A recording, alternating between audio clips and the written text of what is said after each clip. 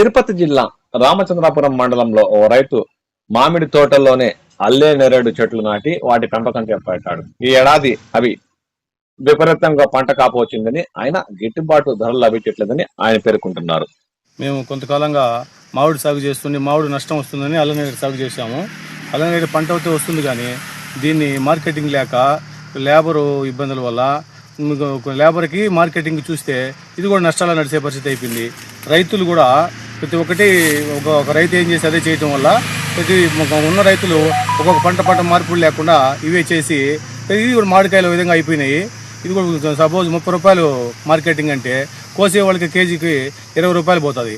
ఇక సంవత్సరం అంతా పండించి 10 రూపాయలు ఆదాయం కంటూ కూడా మనకి ఏం రాదు.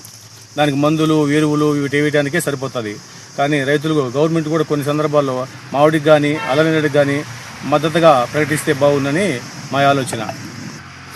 విడిగా అమ్మితే 70 రూపాయలు పోతుంది, 80 రూపాయలు పోతుంది. కానీ హోల్సేల్ 30 రూపాయలు 35 రూపాయలు వేస్తారు. 35 రూపాయలు నీకు విడిగా అమ్ముకుంటే ఒక 100 కేలు 50 కేలు అమ్ముతాము. ఇప్పుడు దాదాపు ఒక 4 టన్నులు 3 టన్నులు వచ్చినప్పుడు దాన్ని మార్కెటింగ్ చేసేదానికి మనకు 30 రూపాయలు ఇస్తే ఏం గిట్టుబాటు కాదు, బాడుగులు కూడా రావు. విజయవాడ తీసుకెళ్లాలంటే 22,000 రూపాయలు టెంపో బాడిగా 120 బాక్సులు వేస్తాము. 120 బాక్సులు వేసినప్పుడు నీకు 22,000 వాడికే పోతే అక్కడ 30 రూపాయలు వేస్తే మనకి ఏమొస్తుంది? 10,000 5,000 రూపాయలు ఇంకా లాస్లో నడుస్తున్నాయి. అట్ట కాకుండా ఈ పంట సాగు చేసే ప్రతి రైతులకు కూడా కొంచెం మద్దతు ధర, ఈ ఉపాధి హామీ పనులు ఇలాంటివన్నీ కొంచెం ప్రోత్సాహం ఇస్తే ప్రతి రైతుకు కూడా బాగుంటుందని నా ఆలోచన.